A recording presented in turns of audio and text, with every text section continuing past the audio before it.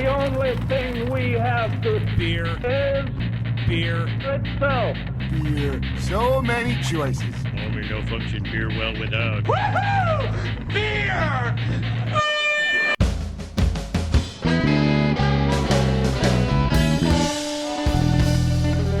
Hello and welcome to another episode of Beer Busters, where we're going to bring you the news and reviews of some wonderful brews. My name is Dan Baker, and I'm joined with my co-host and brewologist, Steph Hefner, and our fermenter-tainer, Wayne Baker. And today we have a special layout planned in front of us. We're not actually tasting beer on the episode today because we have clips from our visit to Armstrong Ales in Phoenixville, PA. So while we are recording this episode, though, we are sipping on a beer. Now, Steph, what kind of beer do we have here?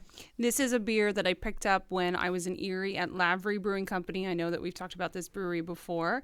And Wayne, what's it called? It is called Leopard R. Leopard. He has a much better Irish accent than I do. And this one is oak aged with raspberries. We had the blackberry version of this beer in an earlier episode, and I've been holding on to this one. So we pulled it out for a special episode. It's got kind of a spice to it. It's really quite good. That's good. So we accidentally turned the beginning into a review segment, but hey, that's cool. Hey. I'm looking forward to having this while we're going today. And like I said, we're going to splice in some clips from our visit to Armstrong Ales, but let's get this show on the road.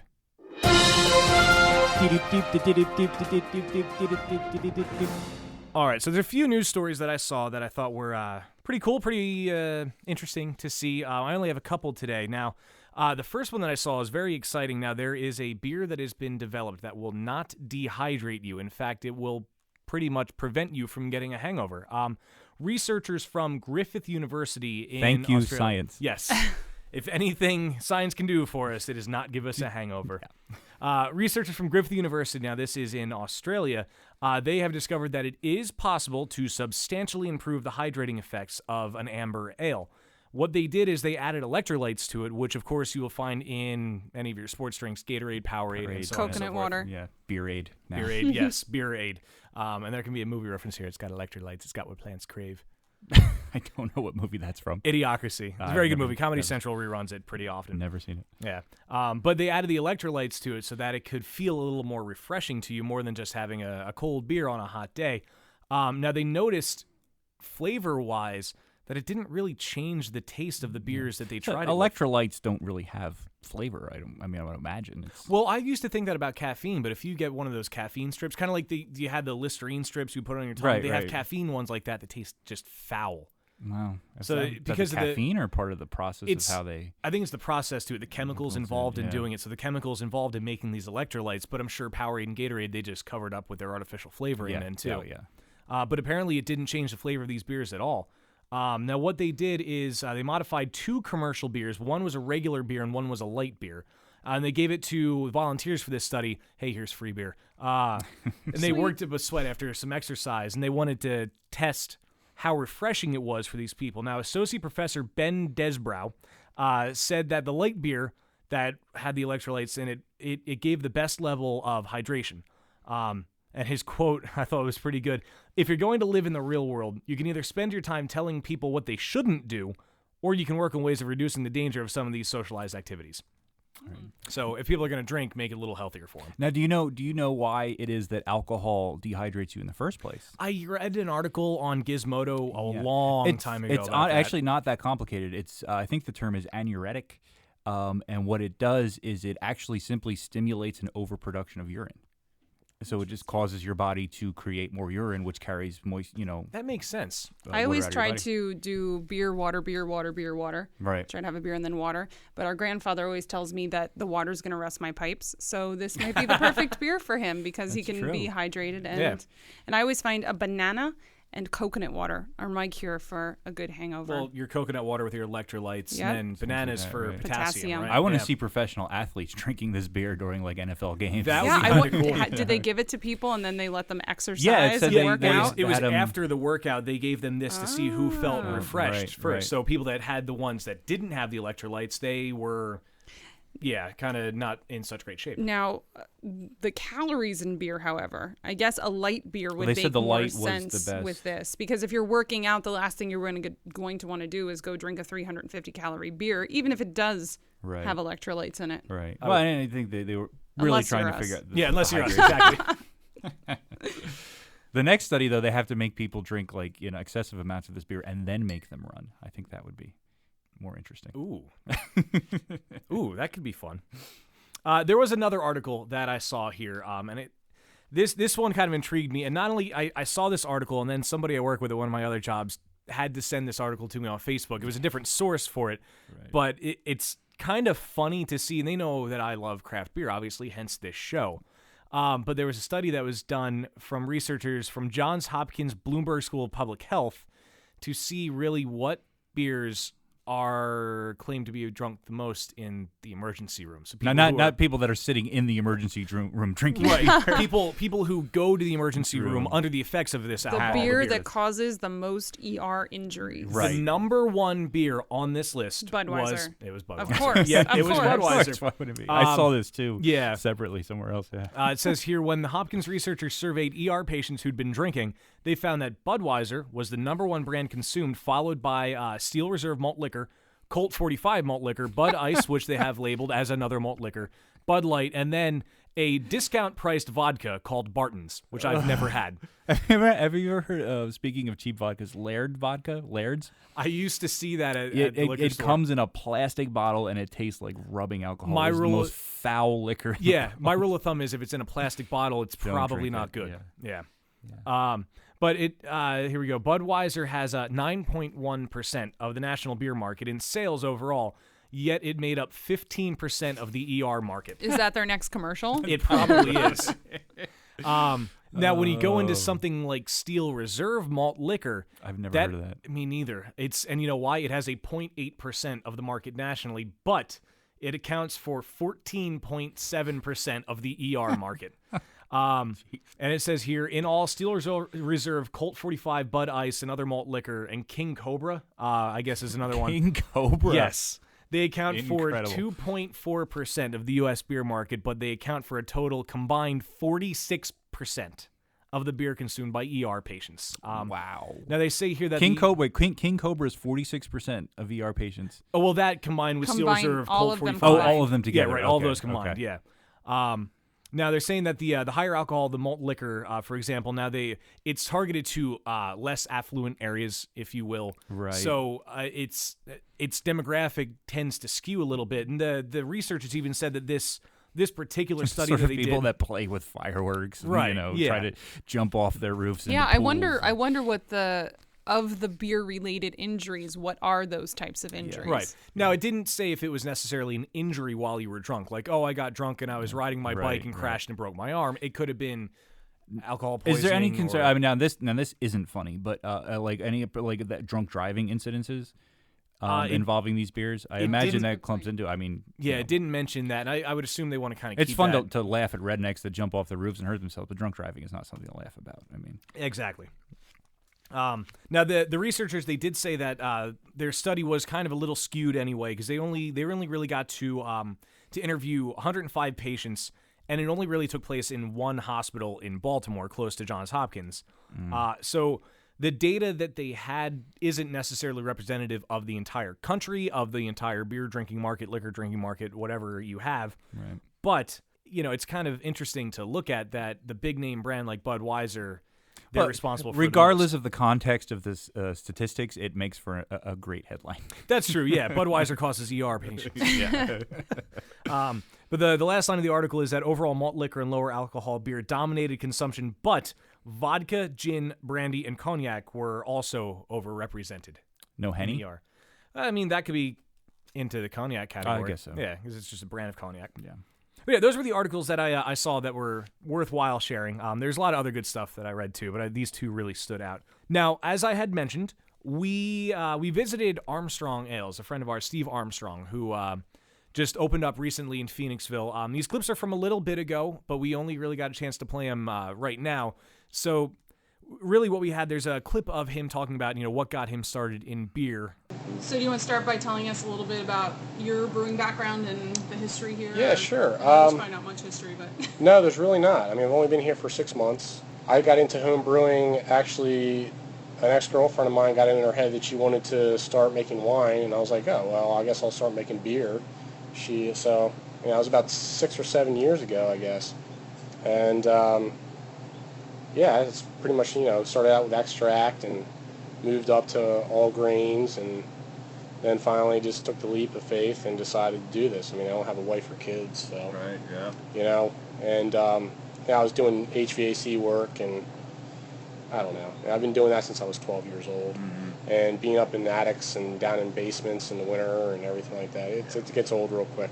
Plus, people get cheap with the HVAC. I don't know why, but they do. They get cheap with their HVAC system. They'll spend hundreds of thousands of dollars on cabinets that cost minimal amount to make. Oh, yeah. But as soon as it comes to comfort, they You don't see it. That's exactly. the thing, Right. You don't see it. Right. Right. Yeah, exactly. It doesn't get as much oohs and ahs.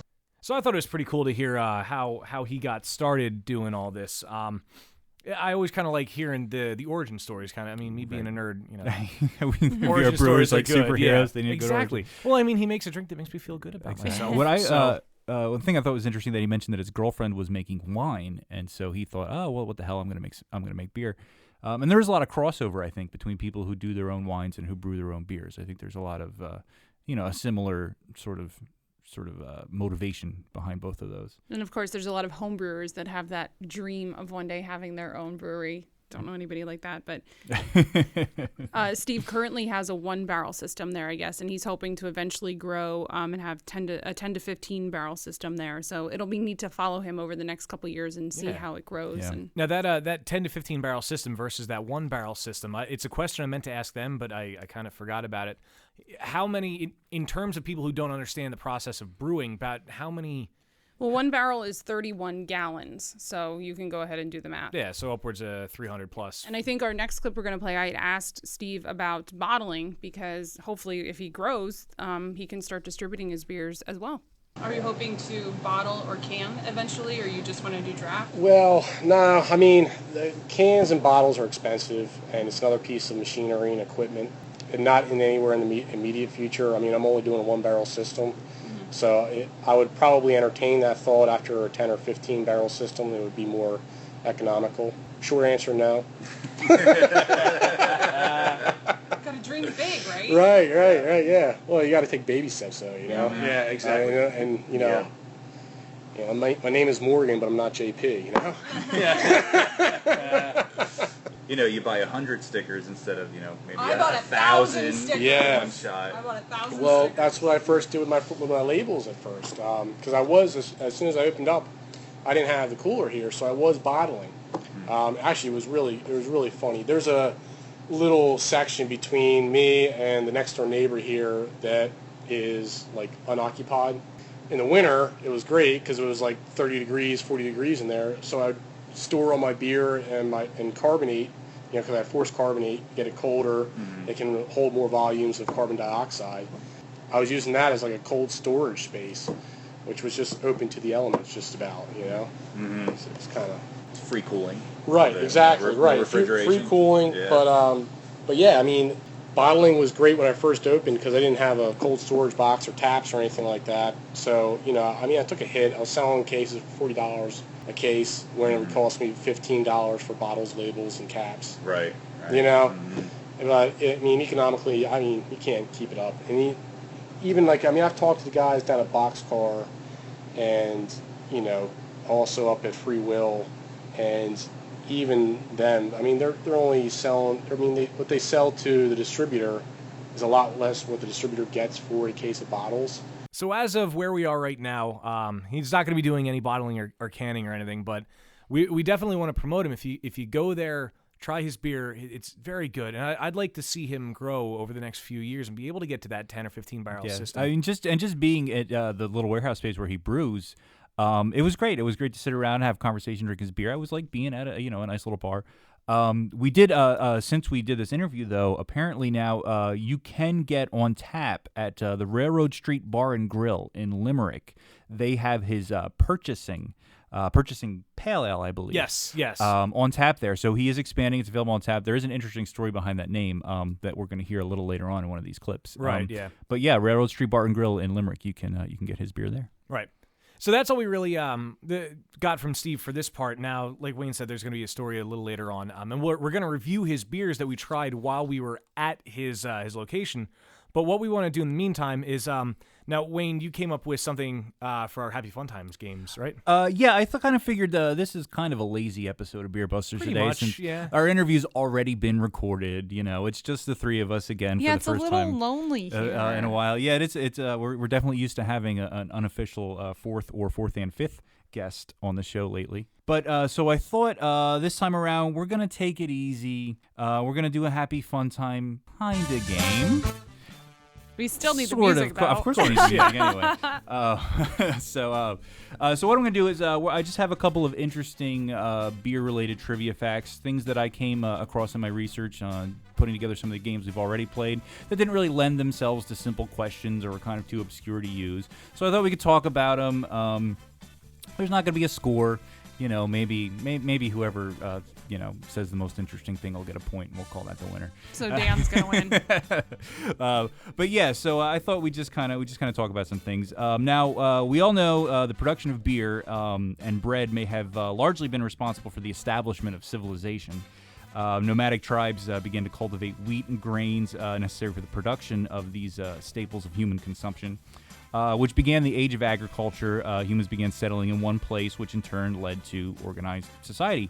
Now, a lot of the facts I have here have sort of a theme to them. Beer being so instrumental in the social evolution of our species, it has also contributed a lot to language. So I have a couple interesting examples of things that came through beer or could have come through beer. Some of these are sort of theories that aren't necessarily proven one way or the other. The first one, however, is the word honeymoon. What? Now, how do you think the word honeymoon is related to beer? Okay, I'm gonna think this through. So honeymoon, you're newly married. You go on your little vacation, And you drink beer. and if you are a beer drinker, you will probably drink lots of beer think to of celebrate. Traditions, gifts. Now, does Honey. do the two roots of the words mean anything? Honey and That's moon? what I was thinking. I was breaking it up too. Well, the word honeymoon comes from the combination of the words honey and moon. It actually comes from honey and month. Month being a lunar sort of period of time, Right. moon month. So some of the sources on the etymology of the word state that it derives from the practice of supplying a newlywed couple with enough mead, which is a sort of honey beer, Right. to last them a month. So it was the honey month. They were given enough mead to drink for a month, and that was their. I'd rather have the honey so I can make my own mead. That's Yeah, but if you're on a and honeymoon, completely ignore your husband the entire time. Right. Just No, it can be something you do together. something you do together. So romantic. So that it's one theory on the origin of the term. Whether or not it is the actual origin, it's kind of. etymology is something's kind of hard to prove. I'll buy it. I like it. Yeah. But other theories on the origin state that while today honeymoon generally has a positive connotation, it actually originally was a little more depressing in its meaning.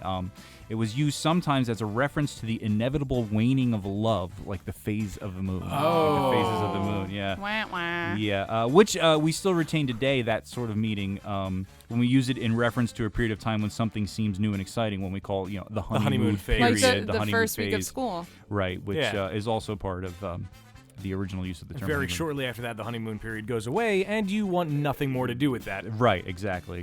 But I think being a reference to a month's worth of mead is a far better origin story. I agree. Yeah. So another phrase that may or may not be related to beer in its origin is the phrase "mind your P's and Q's." Now, I know I've heard this before from other people. You guys may have heard this theory of origin. I've heard the phrase, but I don't think I've ever heard the theory of origin. No? And it's related to beer? It is. Well, maybe. It's not really known for certain. One of the theories is that in English pubs and taverns in the 17th century, bartenders would have to keep an eye on how much people were drinking. Right. And in taverns in England at the time, they were served in pints and quarts. Ah. And so when things might get a little out of hand, the bartender would say to mind your P's and Q's. Or it could also have been a reminder to bartenders not to confuse the two units, which were abbreviated P and Q, which Q was an inverted P, a mirror P, basically. So it might have been mind your P's and Q's, make sure you're not calling a quart a pint or a pint a quart. So that's one theory of origin. Other theories that aren't necessarily beer related, that P's and Q's is short for please and thank yous. I've The heard Q that being before. the thank Yeah. you. Containing a sound that sounds like a Q, or alternately it could have meant please and excuse me, was a similar sort of thing, which was used by parents to, tell their children to remember to use their manners, or it may have come as a reminder to properly read Latin abbreviations, or from printing presses, or even from French dancing. But I think coming from beer is a much better origin for that. Yeah. That's a lot of origins. That is a lot of origins, and pints and quarts is definitely the best one. I agree. So another phrase, wet your whistle. Ooh, that one I've heard before. You've heard that one before? What have you heard? Yes. Because if you're going to make a loud whistle to get somebody's attention, you need to, of course, wet that whistle by having a beer or drink of some sort to make it sound a lot more boisterous than it normally would. Okay, well, that makes sense. You're kind of in the right area of what I'm talking about is a little more specific. Another linguistic contribution from beer and also from England. Patrons tired of trying to catch the eye of a busy barmaid to refill their empty mugs began using mugs with whistles baked into them. Nice. Which they would blow on to call for more brew. So when your that. glass was empty, you just blow in your glass and it would whistle. So that may have been the origin of the term. I feel like that really wouldn't whistle. work very well in society today. That would be really, really annoying. Yeah. If you were in a bar full of people and like every 10 seconds you're just hearing this, it'd be really annoying for the barmaid. Yeah. In fact, you'd stop bringing beers to the people that were whistling. Because it seems pretty disrespectful overall. Well, we're talking about pubs like, in the 17th century. When apparently respect didn't matter. Yeah. No, well, not for barmaids or women in general. I mean, hey. I'm just for the time nature of that about. period in history. I'm not saying that Right. I condone that sort of Barmaids. behavior. Anyway, moving along from barmaids to booze. The origin of the word booze as a sort of slang for alcohol. Any ideas what culture that may have come from in the past? A very well-known ancient culture. Ancient. Okay, there goes my idea. Is that his hint to us? Yeah. Because we're not doing very well with this. No. Well, these aren't really questions. Does it have anything to do with ancient Rome? For instance? No. Okay. No. But you're not too far further away. Back? No, it was contemporary with Rome actually. Sort of. It was before Rome and contemporary with Rome. So that pretty much leaves the Greeks, right? No. Ancient Greece? Antony and Cleopatra, the Egyptians. The Egyptians. An Egyptian beer called Bousa, B-O-U-S-A, made from millet. It's been around for about 3,000 years. A modern version survives in Ethiopia, which is made from meat. Now, millet, as a little tangent, I wasn't sure when I read this what millets were. Wikipedia says millets are a group of highly variable, small-seeded grasses widely grown around the world as cereal crops or grains for both human food and fodder. They do not form a taxonomic group, but rather a functional or agronomic one. Millets are important crops in the semi-arid tropics of Asia and Africa, with 90% of millet production in developing countries. The crop is favored due to its productivity and short growing season and grows well under dry and high temperature conditions. So the Egyptians had a beer made from millet, and it was called Bousa. There are alternate spellings of the word B-O-Z-A or B-O-O-Z-A, which is only one letter away from booze. Our word booze, and so it's speculated that is where the word booze comes from. Again, it's one of those, it's not proven definitively, but it could be. And so finally, this is not linguistic, and this one may in fact be complete BS, but it's funny and it's interesting. Now, anyone familiar with the Code of Hammurabi? Not explicitly, no. You've heard the phrase eye for an eye, tooth for a tooth? That yes. comes from the Code of Hammurabi, which is the oldest formal set of laws known. Right. From ancient Babylonia. Apparently, in this code, was stipulated that a merchant, now at this time, most of the merchants who sold beer or served beer were women. That's not really relevant, but an interesting fact. But a merchant who sold beer could be put to death for what do you think? Could be put to death for doing something with the beer. Spilling your beer. No. Dumping it down the drain. No, something. Drinking all of your beer. Something that would be done in order to increase profits. Adding water to it, watering exactly, it down. yes, watering it down. Diluting the beer would result in the death penalty. Sweet. If you were caught diluting your beer. And in fact, it may have been that this execution would have been carried out by drowning you in said watered down beer. Oh, Yeah. perfect. Yeah. I hope that's true. It may not be. One thing I did read that is probably true that I saw from many sources was that one of the laws was that if conspirators were conspiring in your tavern and you failed to catch them, you would be burned at the stake. See, but what if you're just really busy that night and you don't have time to They were realize very that harsh. you're conspiring in the And corner? once again, most of these people if were... it involves your death, I think you would pay attention. You would pay... And I would just not want to open up a pub then. once again, most of the people for most of history, most of the people who brewed beer were women. Yes. The term brewster is Right. now used to define not only punky, but also... I was going with millions, Brewster's Millions. There you go. Women Punky who brew beer. And so at this time, a lot of these tavern, owners or the, people who were serving the beer were women, and they were not treated very nicely. Well, yeah, through a eventually there long were mugs with whistles on them. periods of our history. Yeah, unfortunately. However, this law about diluting beer, I suspect that it is likely that the fact that this law is no longer enforced is directly responsible for the existence of Coors Light. I think. And on that note, On that note, that ends our not really trivia game today. Right. For lazy trivia, I still feel like I learned something. yeah, I that like was interesting. Yeah, I Yeah. thought those were just interesting facts. All right. So now that we have been beer-educated a little bit, let's get a little more beer-educated.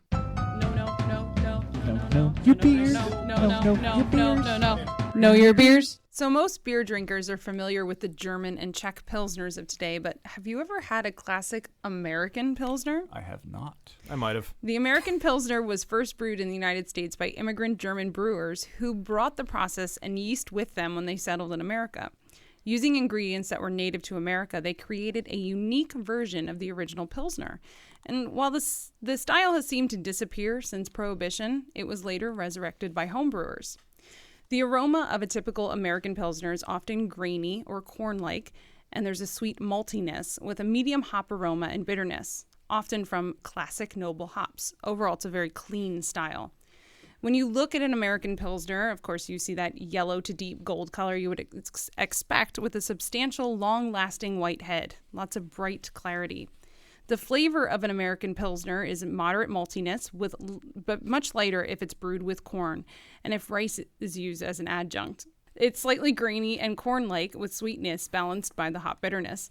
If rice is used, the beer is usually much crisper and drier, lacking that corn-like flavor. To jump in here real quick, speaking of adjuncts using corn or rice, now I read that under most circumstances, those are sort of a negative thing. It's something Right. that's used to drive down the price, kind of like watering down your beer in ancient Babylonia. But this isn't punishable by death. And it's not punishable by death, but but I mean, now that it's come sort of popular with homebrewers, are people now using corn and rice in a manner that's sort of beneficial? There or are some that's- craft breweries that will use corn or rice for the drying character that it gives, or it really cleans it up and makes it crisper.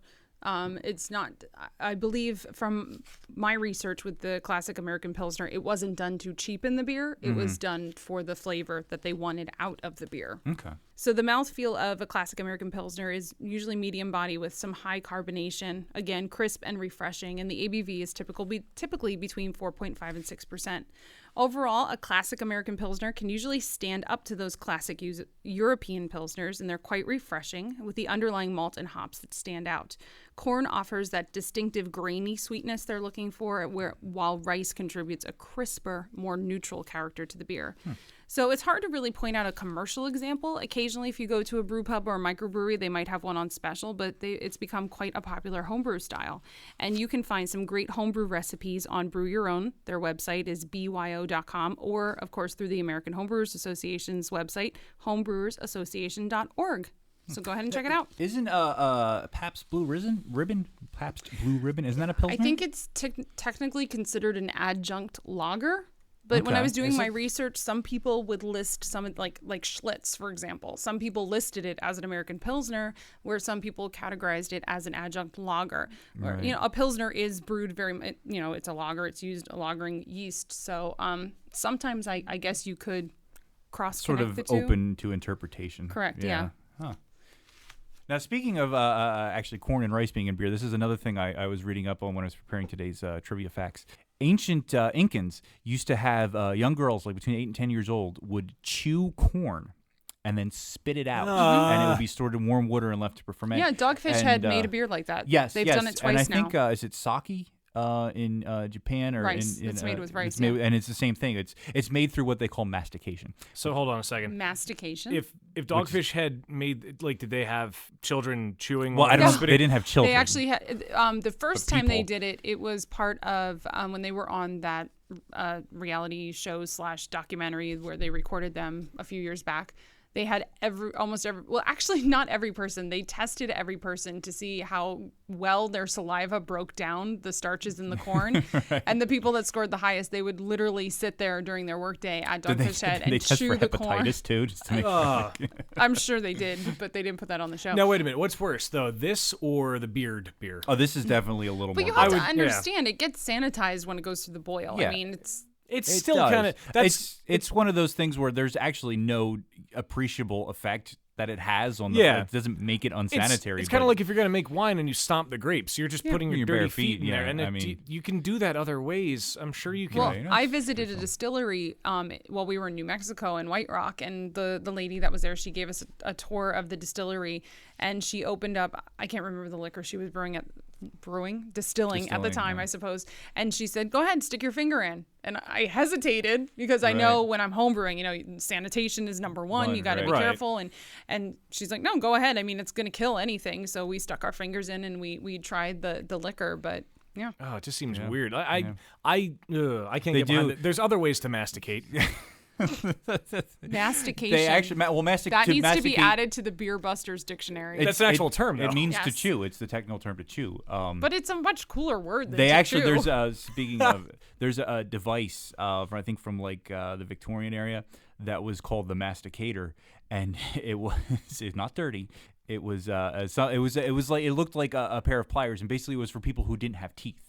They weren't like really dentures or anything back, or if you couldn't afford them, and you would use it to chew your food before you put it in your mouth. It was just a metal thing that you would use to chew your food. But yeah, they call it mastication. It sounds a little better than people chewed this and spit it out. Yeah. But the saliva breaks down the starches. The starches and makes similar to brewers will mash the grains to get the starches out of the grains, so it's sort of like a mini mash in your mouth. That's kind of cool when you think about it. Mini mash in your mouth. Mini mash in your mouth. It's mastication, the mini mash in your mouth. You should alliterate because it makes it more memorable. It does. It makes it more memorable. Mastication is more memorable when you alliterate with the mash in your mouth. Anyway, on that bombshell. So, Dan, what's next? All right, so now I have to play this. Beer me! Beer me! Beer me! Beer me! Is this when Steve rings the doorbell and he has growlers of Armstrong ales ready for us? Oh, that would be very nice. If only. Please come on in. Yeah. So now we did mention earlier, we teased this a little bit. Teased this a little bit. Tased. Don't tase me, bro. Oh, dear. But we teased it a little bit. One of the beers that Steve was kind enough to let us try at Armstrong Ales was his purchasing pale ale. And there was a very nice story behind this. And it's kind of, in a way, touching, but at the same time kind of funny. But here he is, Steve, talking about that. I like this first one, yeah. Thanks, yeah. I figured, I thought, summer's coming up. I made that late spring. It's just straight 2-row barley. I think I have Chinook hops, Autonome, and I want to say Centennial. Yeah, just really light, crisp, 4% alcohol beer that you can drink all day. I call it purchasing pale ale because I spent my summers as a boy down in Maryland, and whenever we would go out fishing, in the middle of the summer, we're not catching anything but white perch or catfish, so we just said, what are you going to do? We're going to go out purchasing today. So hence the perch. Okay. So... That's cool. So that's how I came up with the name, and it's great for sitting on a boat all day fishing.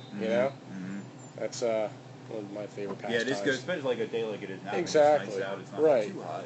Not too hot, really well. not too cold, kind of crisp. Yeah, good breeze going. Exactly. It's smooth, Dan. It is. It is smooth. And it was, in fact, very smooth.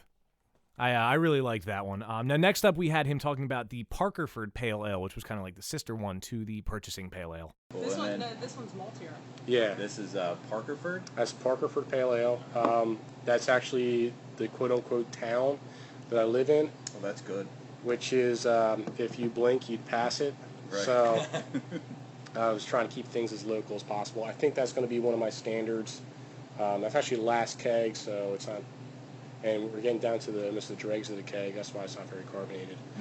But yeah, I mean, it's 2-row barley, a little bit of Crystal 20. I put some biscuit malt in there, and I use all English variety hops.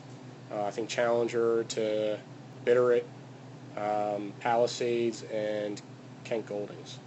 5.9%. It's balanced as well. So it's not quite a session beer, but you can make it a session beer if you wanted to, on like a Friday night with your friends. Friday. If you have any friends. And the Parkerford was really good too. The maltiness was definitely there. I liked that one. Next up though, Steve is talking about the Limerick Libation Irish Red Ale, which I think was my favorite from the day. That was definitely my favorite. Really good beer. Yeah, Yes, it was. And then this one is Limerick Libation Irish Red. That's I like right. That. I like Yeah. long, somewhat complicated names. Well, you know, it's actually... It has a little bit of an alliteration. in there. Exactly, which is a limerick in itself. That's good. I'm all about the You two are wordplay, connecting. like the Yeah, song goes. yeah. Did you ever hear the one? There once was a man from Limerick who was completely unaware of the short, often humorous poems that shared the same name as his hometown. That's like a Dutch limerick. Yep. I want to call that a Dutch. That's awesome. Yes. That's made with Maris Otter base, Crystal 60, and some roasted barley too. Good. A little more bitter. That's Yeah. complex. I use, it's not lagered, it's natural ale, like they used to make them in Ireland before the Germans started invading. I like the color on that one. Yeah. Yeah. This is what happens on our podcast too. We all start sipping and it just gets quiet. It's Somebody quiet. should be talking. Yeah. Yeah, right. and then I edit those parts out. Right, because no one Sometimes. cares about it anyhow, right? Yeah. Yeah, it's good. This is actually, like, my parents don't like craft beer. And with their friends, this has been their favorite so far that I've made. And I think it's because it's sweet, rich, and malty. And it's kind of, it's like approachable too, you It know? doesn't have that aftertaste. It Right. ends nice and, And clean crisp. and dry, Right. which is a lot of. That's why I don't like a lot of Irish reds because you Right. have that lingering Lingers- sweetness. yeah, exactly. Well, I like the that. dryness comes from the roasted barley, and that's where the balance comes from. I mean, I think that's only like 25 IBUs, single hop edition, beginning of boil, and that's Kent Goldings. I think I used on that. And Wayne, I believe that's when your bromance with Steve began. He was a cool guy. We got along pretty well. he was a really cool guy. Now that one I think was my favorite from the day. As I said, there was something about it, and not to harp on the word again, but it was smooth. It was It was very really good. smooth. It It was, was- delicious. But you know what? Definitely my favorite. This next one that we tasted, I remember it was very sour. What was the name of the next It one? was. This one was the Angry Wasp. Oh, I loved it. Yes, this one was probably my favorite. Another great name. And I'll admit, I normally don't like sour beers. This one I kind of liked, but That's because it was more sour-ish than sour. sour-ish. Okay, Yeah. I can live with that. But here, we'll let Steve tell you about this one too. And this is the Angry Did you Wasp. put bread in this? What's that? No, I didn't put any bread in that. No, the DuPont strain, I use DuPont strain yeast, and that has a little bit of the Brett thing in it. Ooh.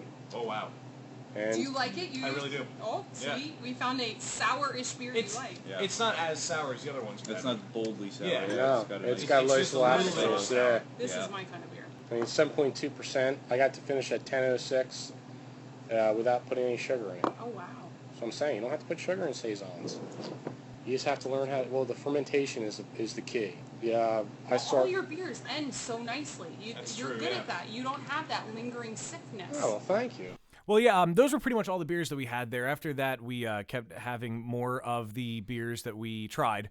And they were all really good. If you get a chance to go out to Phoenixville or get to somewhere like the Railroad House, was Yeah. it? Railroad Railroad Street. Street. Railroad Street. Sorry. Railroad Grill. House is in Sinking Spring. Railroad Street is in Limerick. Right, I apologize. But if you get a chance to see anything from Armstrong Ales, try anything from Armstrong Ales, I very highly recommend it.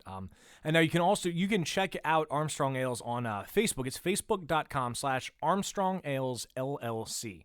And I very strongly recommend going and clicking that awesome like button for them because it's a good brewery, good guy, and I see a lot of good things happening for him too, which really makes me happy to think about that. I had a lot of fun while we were there. Yeah, it was a good time and all very good beers. Absolutely. And now these beers that we tried, they will be checked in on our Untapped account. You can just look for us. We are Beer Busters on there. You can also follow us on Twitter and Instagram at Beer Busters. We are also on Facebook, facebook.com/BeerBustersPodcast. You can find us on Google Plus as well. Just search for Beer Busters Podcast. And all of this will be linked and referenced on beerbusterspodcast.com, where you can also listen to our current and previous episodes. You can read our blog. We had a top shelf that we did not too long ago. Steph does her new brew review every Thursday. Woot Stout was good. Although I have to say, I went into Total Wine asking for that the other day, and they were all out. Well, I can imagine they would be. I would like to take some responsibility of that. We promoted it so well. We did. We did. We're going to have to get a bottle and let it age, too. That's Yes. true. Yeah. What was the time on it they said? About 2 years. 2 No years. more than 3. Yeah, So we we'll did- have it when we have Will Wheaton Exactly. on We the show. decided yeah. that we'll let it age 2 years, and then when Will Wheaton inevitably comes on our show, we'll drink it then. Inevitably comes on the show, yes. Now that, unfortunately, my friends, does bring us to another close of another episode of Beer Busters. And I would like to thank you for joining us this time around. And it was the great Washington Irving who said, "They who drink beer will think beer." It's very true, as with us here on the show. And as I said, I would like to thank you for joining us. My name is Dan Baker, and I am, of course, joined by my co-host and brewologist, Steph Hefner. and our fermentertainer. Wayne Baker. Until next time, my friends, I bid you adieu. Slán lot.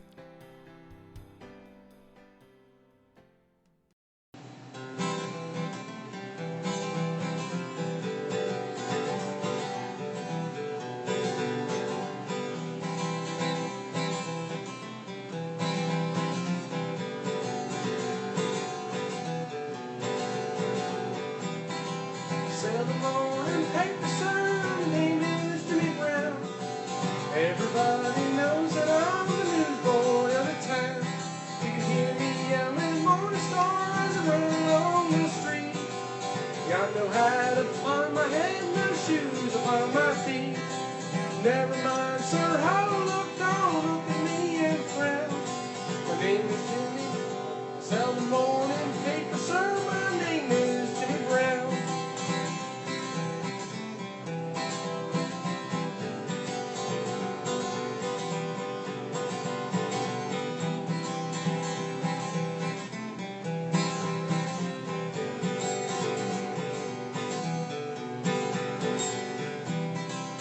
I'm cold and hungry, sir. I was on mighty thing. I sell the morning paper, sir. My daily friend to win. My father died a drunker, sir. I heard my mother say. I am helping mother, sir, as I go along my day. Mother offered, tell me, sir, I got nothing in the world to lose. I'll get a place in heaven, sir, to sell the gospel news.